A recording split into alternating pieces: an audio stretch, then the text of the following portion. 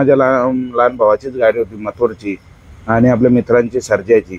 आमचे आपापसात लढत झाली, दोन्ही गाड्या समान उतरल्या आणि दोन्ही गाड्या एक एक नंबरच्या मानकरी झाल्या. म्हणजे कुठेशी तरी त्या गाड्यांना पण धरून ही गाडी पळाली, म्हणजे कुठेतरी ती चांगल्यापैकीच पळाली आणि तोच नियोजन आम्ही पेडगावसाठी केला.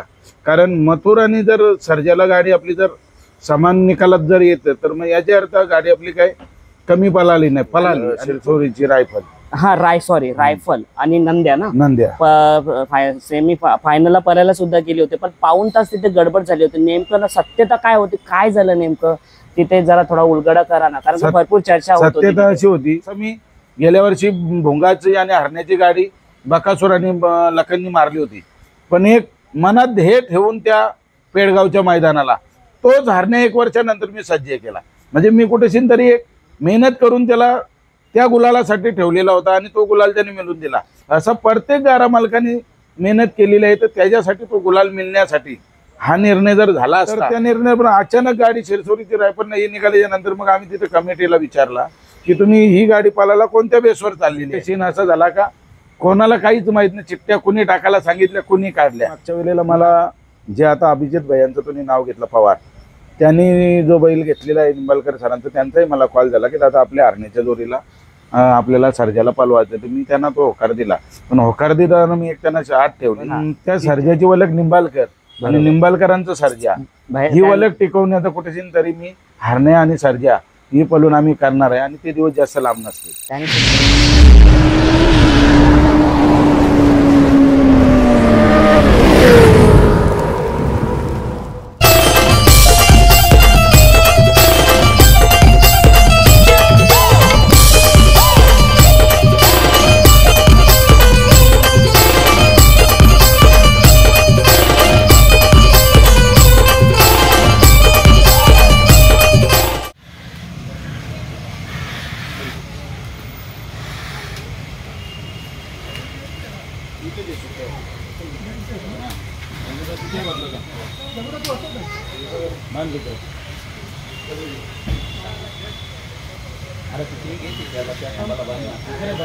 बस नाही इथे त्याला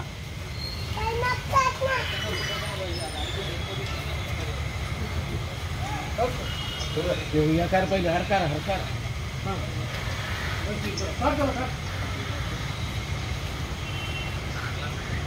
मित्रांनो, काल झाला पेडगावचा हिंद केसरी मैदान आणि मोठा जिथे मैदान असेल तिथे हरण्या 622 कामगिरी आपली बरोबर बजावतो. आणि मित्रांनो, महान भारत केसरी चाकणचा मानकरी ठरला आपला हरण्या. त्याच्यानंतर 2024ला पुसेगावचा मानकरी ठरला हरण्या आणि त्याच्यानंतर पेडगावचा आताच कालचा झालेला मैदान, या तिन्ही प्रथम क्रमांकाचे मानकरी हरण्या ठरले.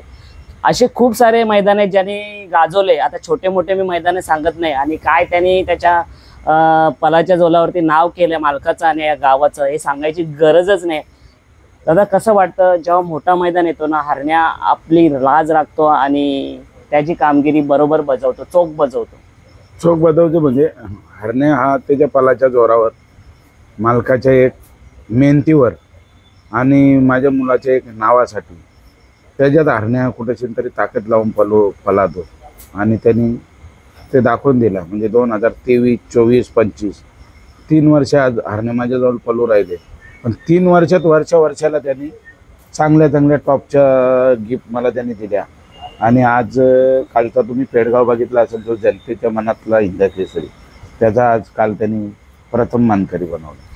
हरण्याच्या जोडीला रायफल होता आणि पेडगावच्या आधी सुद्धा प्रथम क्रमांक याच जोडीने 2-3 दिवसापूर्वी गुरसाले मैदानात तिथे प्रथम क्रमांक करून लगेच पेडगावचा प्रथम क्रमांक केला. काय बोलायला या जोडीबद्दल? नाही, जोडी चांगली पळते. याच्यापूर्वी पण आम्ही जोडी पळवलेली आहे, बीडला पळवलेली आहे. अशा 2-4 मैदान आम्ही ती जोडी पळवली. सतत गुलालातली जोडी होती.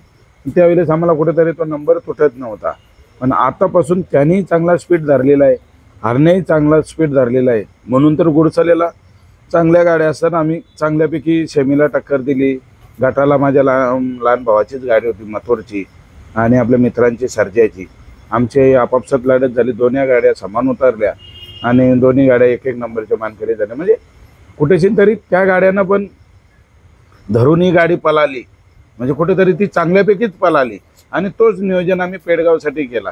कारण मथुर आणि जर सर्जाला गाडी आपली जर समान निकालात जर येतं तर मग याच्या अर्थ गाडी आपली काय कमी पळाली नाही, पळाली. आणि तोच आम्ही एक अनुभव घेऊन या पेडगावसाठी तीच गाडीचं नियोजन सक्सेस केला. नक्कीच दादा, लोकांच्या मनातल्या आवडती जोडी भरपूर असतात. जसा मथुर आणि महबूब झाला, लोकांच्या मनात बसलेली जोड्यांनी ती जोडी हवी असते. त्याच्यानंतर घोडचा सर्जन, आता बकासूरची लोकांच्या मनातली आवडती जोडी आणि ती कायम आता सतत पळत राहते जोडी. आणि त्याच्यानंतर मग मला तरी असं असं आवर्जून वाटतं की रायफल आणि हरण्याचा तालमेल बरोबर जमतोय म्हणून आज हे घडतंय.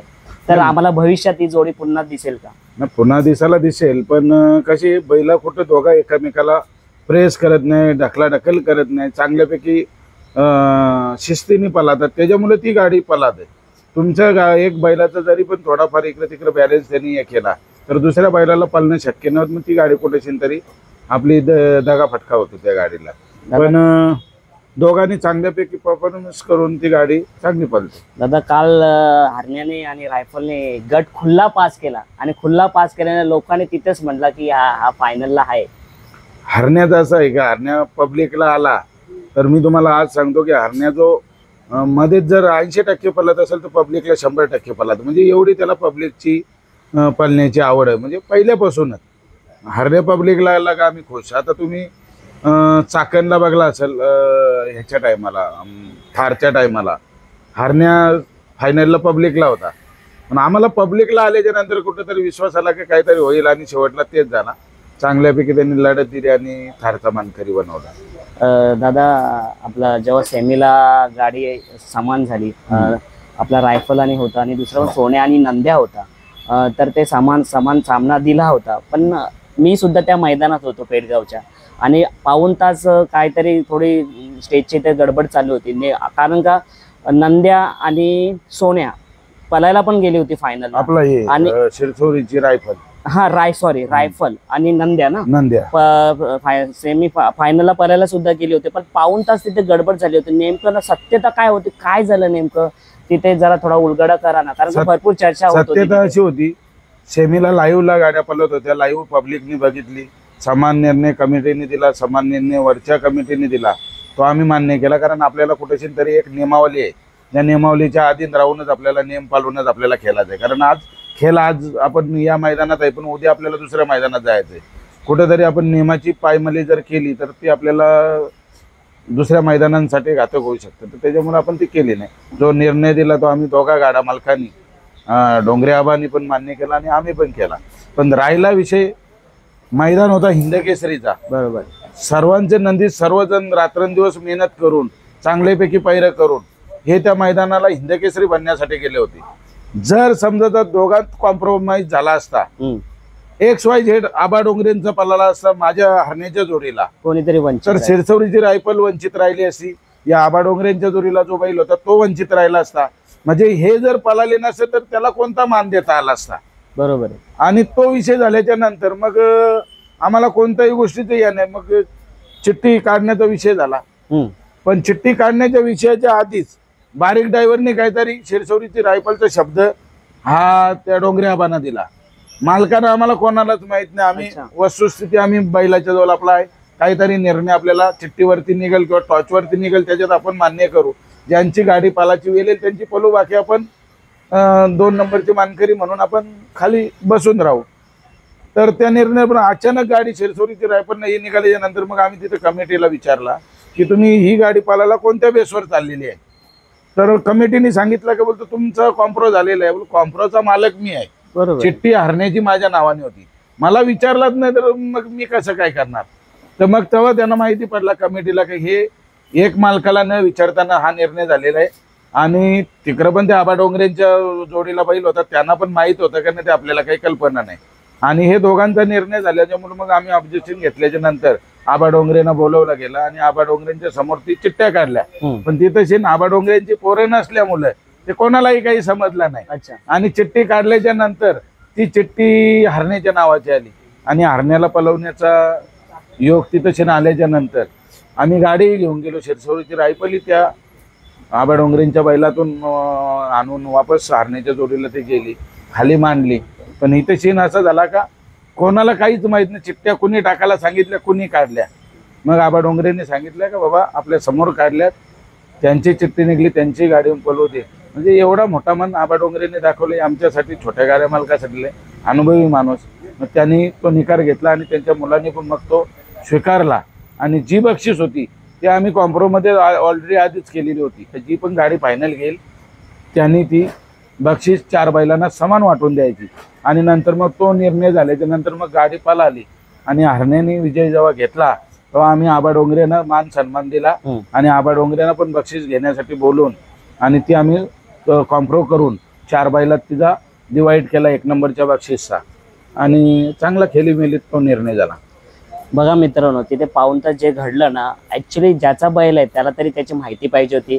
त्याच्या न करत तो बैल तिकडे गेला होता. म्हणून ही चर्चेला जो तिथं वाद जागा मिळत होती ना, ती कुठेतरी समजून घ्यायला पाहिजे होतं नेमकं काय घडलं होतं. कारण चर्चेत हवेत भरपूर काही गोष्टी उडत होत्या. पण आज दादानी सांगितलं नेमकं काय घडलं होतं. पण आपल्या दादानी अजून एक त्यांना निर्णय दिला होता, कारण का कोणाला 11वी गाडी पळवावी. कारण का कोणाचाही नुकसान तिथे होता कामा नये. कारण का हा मैदान म्हणजे गुलालासाठी जातात दादा, त्या गुलालासाठी, बाकी कोणत्या गोष्टीसाठी. कारण त्या मैदानात जो बैल पळतो त्याचं नाव होतं. म्हणून त्यांनी सांगितलं जर सेमीत तुम्ही 11 गाड्या पळवता तर फायनलला सुद्धा 11 गाड्या पळवावी. पण मी पळवण्याचं त्यांना हे दिला. पण शेवटला वरची कमिटी आणि ती पंच कमिटी त्यांनी जो निर्णय घेतला की नाही गाड्यात हात पळातील, तर मग ते पण मला तर असं वाटत होता की ठीक आहे, आपण छोटे जे काही यात्रेचे खेळ असतात याचे असतात त्यांना आपण समजाचा नाही पळून दिली, कॉम्प्रोज झाली तर चालेल. पण हे हिंद केसरीचं मानाची जी मैदान आहेत हिला एक नावासाठी असतात आणि याच्यासाठी महिना आधी पैरा झालेला असतं. त्याच्यानंतर आता ह्या वेळेला समजा ज्या बैलांनी मार खाल्लेला असेल त्या पेडगावला, तर त्यांनी आता उद्यापासून त्यांची तयारी वापस चालू होईल काही 1 वर्षानंतर. जसं मी गेल्या वर्षी भोंगाची आणि हरण्याची गाडी बकासूर आणि लखननी मारली होती, पण एक मनात ध्येय ठेवून त्या पेडगावच्या मैदानाला तोच हरण्या 1 वर्षानंतर मी सज्ज केला. म्हणजे मी कुठेशी तरी एक मेहनत करून त्याला त्या गुलालासाठी ठेवलेला होता आणि तो गुलाल त्याने मिळवून दिला. असं प्रत्येक गाडा मालकाने मेहनत केलेली आहे. तर त्याच्यासाठी तो गुलाल मिळण्यासाठी हा निर्णय जर झाला असता तर ती गाडी पळाली असती तरी पण मला समाधान वाटलं असतं. पण शेवटला जी निर्णय तुम्हाला बोललो, जी निर्णय पंच कमिटी घेईल, वरची कमिटी घेईल, तो निर्णय आम्हाला गाडा मालकांना मान्य करायचा आहे. बघा कसरत कशी असते. या मैदानासाठी 1-1 वर्ष काढतात. जर मैदानामध्ये सक्सेस नाही झालं तर पुढे कसं सक्सेस हो त्यासाठी. आणि बोलतात ना, एवढी चर्चा झाल्यानंतर हरण्यानी म्हणजे जो बोलतात ना जी संधी भेटली त्या संधीचं सोनं कसं करायचं ते प्रथम क्रमांक करून सिद्ध करून दाखवलं. काय बोला? नाही दाखवलं म्हणजे आज हरण्या तुम्हाला बोललो ना की माझ्या 2 फुटाच्या 1 फुटाचीच फक्त आमची दिवाल आहे. त्या दिवालच्या बाजूला मी आणि दिवालच्या बाजूला हरण्या. इथून मी निघल्यापासून काय त्याची सेवा करतो, कुठेशीन त्याला उतरतो, कुठेशीन मी जिथं हरण्या असेल त्याच्या बाजूला मी खाट घेऊन जपतो.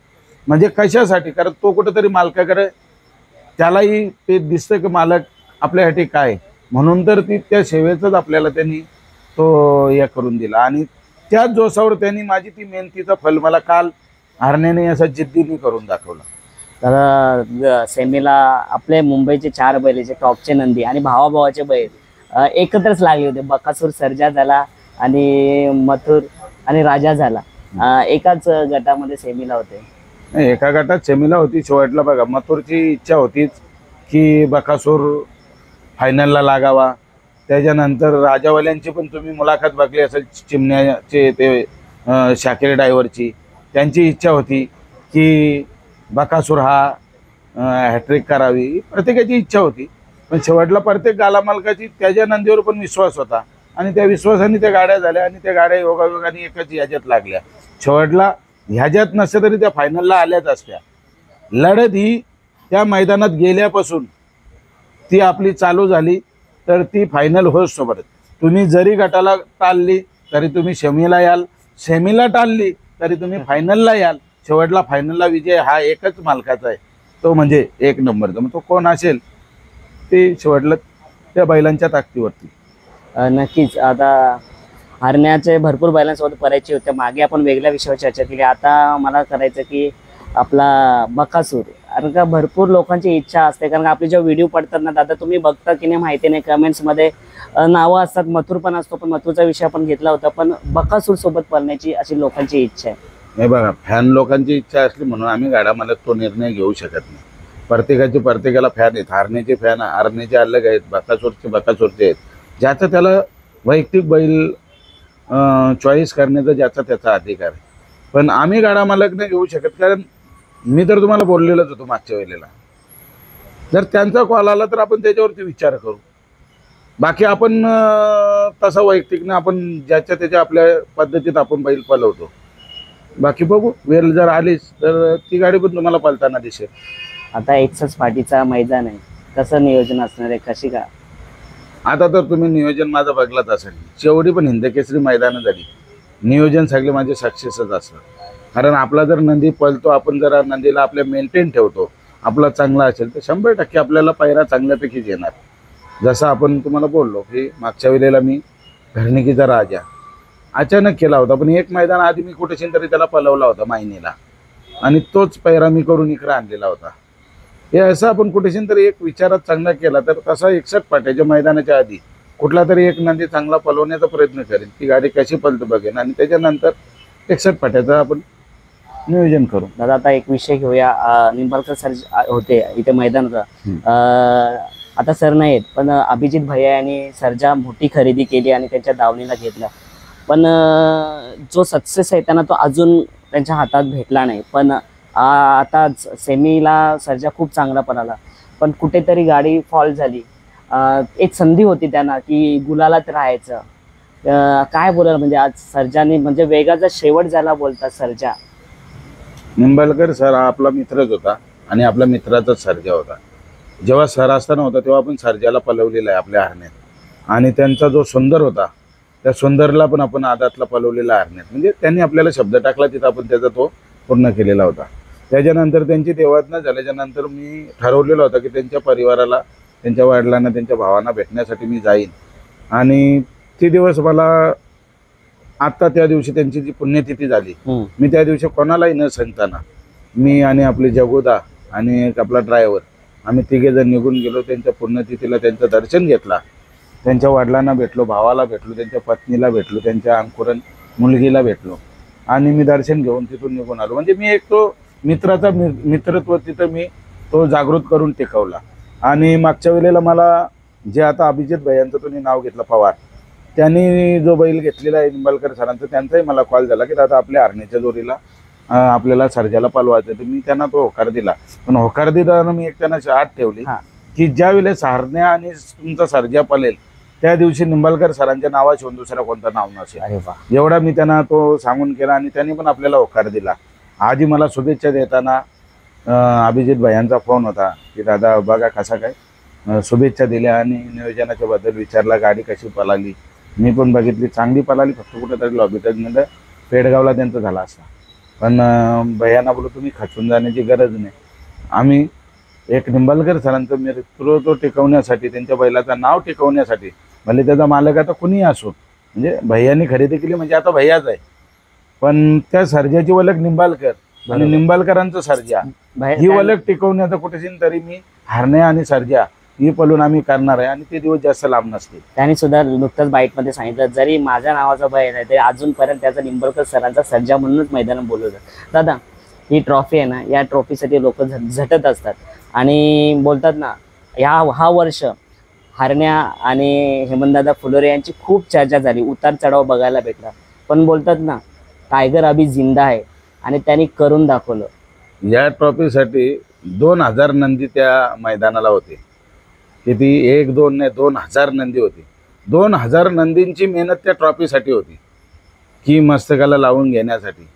आणि त्याच्यात 2000 मध्ये माझ्या त्या हरण्यानी ती मस्तकाला लावली, त्याच्या मला अभिमान आहे. नक्कीच. आता तर मला वाटतं तुमच्याकडे शब्दच नाही, कारण का आणि तुम्ही मला वाटतं बाईटमध्ये बोलला, आम्हाला पण प्रश्न पडत होता आणि तुम्ही उलगडला. आम्ही मैदानात होतो, बाईट आम्ही पण मुलाखत घेत होतो आणि तेव्हा उलगडा झालाच. सूरज दातीलकर मला प्रश्न होता की दादा म्हणजे चालीत एवढ्या छोट्याशा घरात राहतात आणि बाजूला हरण्या असतो, कारण दादाकडे आमाप पैसा आहे, दादा घर पण बांधू शकतो, करू शकतो, पण तुम्ही तेव्हा रिझन सांगितलं. रिझन सांगण्याचं कारण असं आहे की आमचा जो बंगला आहे त्याच्यात आम्ही 3 भाऊ आणि त्याच्यात 2 बेडरूम. तर कुठेशीन तरी ते लहान्या भावांना मधल्या भावाला कुठेशीन तरी ॲडजस्ट जागा करून देणे हे मोठ्या भावाचा अधिकार आहे. आणि तो अधिकार मी बाळगला आणि मी तिथं शेण हरण्याच्या बाजूला एक रूम होता त्याच्यामध्ये राहत होतो.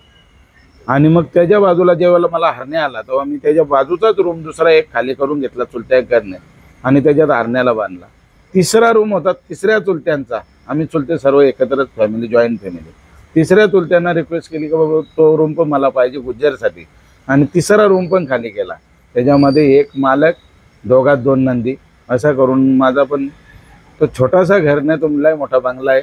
आणि त्याच्यात एवढ्या मोठ्या मोठ्या मानाच्या वस्ती आज त्यांनी हरण्याने यांनी मिळून ठेवलेल्या आहेत का त्या न विसरणाऱ्या, अख्ख्या महाराष्ट्राला माहीत पडलेल्या आणि महाराष्ट्र ओळखतो अशा वस्ती माझ्या आज त्या रूममध्ये त्यांनी ठेवून दिलेल्या आहेत. गुज्जर, आता तुम्ही गुज्जरचा विषय घेतला. गुज्जरने इथे पण 3 फेऱ्याचा मैदान होता कर्जतला, तिथे सुद्धा गट पास केला. आपली बाईट पण झाली होती. आपण काय पावसाची किमय आणाय तर सेमी सुद्धा सहज पास केला, असा त्याचा स्पीड होता. आणि मोठ्या मैदानामध्ये नवीन नंदी गट पास करणं आणि खुला गट पास केला, आपण व्हिडिओ बघितला. काय बोलेल म्हणजे असा नंदी म्हणजे आपल्या दावणीला लागतो. कर्जतला पलवला त्यावेळेस समजा आम्ही पहिल्यांदाच घेऊन गेलो, चांगली गाडी पळाली ती. आणि जी गाडी आमच्या गटात होती त्या ड्रायव्हरला मी धन्यवाद बोलेन की त्यांनी स्वतःने मला हात मिळवल्यानं सांगितलं की दादा गाडी पळाली, कारण पळाली तर पळाली बोलणार आपण, ड्रायव्हरची एक हिंमत असं. आणि त्यांनी मला हात मिळवला. आणि त्याच्यानंतर आत्ता जो मैदान होता पेडगावचा, मग तिथेशी आम्ही कुठेशी तरी त्या हिंदकेसरी मैदानात गुज्जर पलाव म्हणून आम्ही गेलो होतो. काटेमानोलीची रितेश सावलाराम पौशेंची दुडकी आणि गुज्जर चांगल्यापैकी फरकात 72 नंबरला गटपास केला आणि चांगल्यापैकी गाडी पळाली. आणि सेमीला हारण्या सुटल्याच्या नंतर 6 नंबर सेमीला त्याची गाडी कुठेशी तरी हातातून गाडी सुटून एक भरपूर अंतरावरती निघून गेली. आणि मग त्याच्यामुळे तो थोडासा त्या गाडीचा बोलतात ना, तो स्पीड थोडासा कमी लागल्यामुळे कुठेतरी गाडी आमची पिया केली. नाहीतर मला विश्वास होता की ती गाडी पण गुलालात राहिली असते. चला दादा, जास्त वेळ नाही घेत, शेवटचा प्रश्न करतो, कारण दादा पण लांबून आले, फोन पण बरेच येत होते, तुम्ही बघितलं असं नाही, पाहुणे मंडळी बसलेली आहेत. शेवटचा प्रश्न असा दादा, कसा बैलगाडा क्षेत्र पडतीचा काल पण असतो, जेव्हा पडतीचा काल असतो आणि जेव्हा सक्सेस, आता कालच झाला, जर कालचं चित्र वेगळं असतं, जर नसता प्रथम क्रमांक असता तर कालच्या चर्चेला अजून प्रेय भेटला असता आणि एक चित्र वेगळं निर्माण झालं असतं, पण आपल्या हारण्याने ते करून दिलं नाही. जेव्हा पडतीचा काल आणि उजेडात येण्याचा काल, काय शिकून जातो आपल्याला? हारण्या पडतीच्या कालाला कोणत्याच कधी डगमगला नाही ना, त्यांनी मालकाला डगमगून दिला नाही, मालक डगमगला. तुम्हाला मी बोललो ना, जिथून घेतला तिथून मी चांगल्या हिंदकेसरी मैदानाची टॉपची गाजवतच आलो आणि चांगल्यापैकी पलवत आलो. म्हणजे तुम्ही जरी पुशेगाव बोलाल तर हारण्या पलाला तर पलाला जी पब्लिकने सिद्ध केलेलं आहे. फक्त एवढाच झाला की कुठेतरी सुट्टी मेकरांच्या हातातून ती थोडीशी चुकी झाल्यामुळं तास फॉल्ट झाल्याच्यामुळं आम्हाला झालं नाही, तर गाडीला चांगल्यापैकी गॅस लागली. ती गाडी म्हणजे पब्लिकच्या मनात होती का ती नंबरात फायनलमध्ये राहिली असती. आता तुम्ही त्या दिवशी पण कोरेगावचा मैदान बघला असेल, गाडी चांगल्यापैकी पळाली, पण आम्हाला कुठेशी तरी निर्णय दिला. आमच्या त्या निर्णयाला ऑब्जेक्शन होता, पण आम्हाला ऑब्जेक्शनला वेळच दिली नाही. कारण आम्हाला सांगितलं की तुम्ही 9 वाजता या, आणि आम्ही निघून आल्याच्या नंतर आम्हाला फोनवर सांगतात की तुमचा निर्णय कॅन्सल. त्याच्यामुळं ऑब्जेक्शन घ्यायला आम्हाला कुठे वेळ भेटली नाही, तर त्याच्यापासून आम्ही वंचित राहिलो. आणि ह्योच गेल्या वर्षीचा पेडगावचा कुठेतरी आम्ही आमच्या वेळेनुसार त्या गटाच्या वेळेला आलो नाही आणि आम्हाला दुसऱ्या गटात पळावं लागला. दुसऱ्या गटाची चिठ्ठी तिसऱ्या सेमीला आली आणि आम्ही तिथेशी त्या सेमीत बाद झालो. म्हणजे असं काही जे आम्ही या केल्यात ते आम्ही त्या स्वतःच्या आमच्या हलगर्जीपणात केल्यात, नाहीतर त्यांनी त्याच्या पळण्याच्या दमावरती आम्हाला नाराज नाही केलं. चला मित्रांनो, आम्हाला आनंद होतो की मुंबईचे बैल घाटावरती जाऊन फायनलचा गुलाल घेतो. आपला हारण्या झाला, मथुर झाला, भुंगा झाला, अजून भरपूर मुंबईचे बैल पेडगावच्या मैदानात फायनलला गुलालात राहिली. हे बघून खूप बरं वाटलं. आणि दादा, तुमचा कालच्या मैदानाबद्दल, विजय प्रथम क्रमांकाचा झाला त्याच्याबद्दल तुम्हाला शुभेच्छा. आणि हारण्या असंच कामगिरी येणाऱ्या वर्षीसुद्धा गाजवत राहील, कारण पावसाचे दिवस आहेत. आता घाटावरतीच आपल्याला मैदान बघायला घेतील आणि पुढच्या वर्षी बिंजोडला सुद्धा हारण्या दिसेल. तुझ्याकडनं हारण्याला शुभेच्छा, त्याच्याबद्दल धन्यवाद.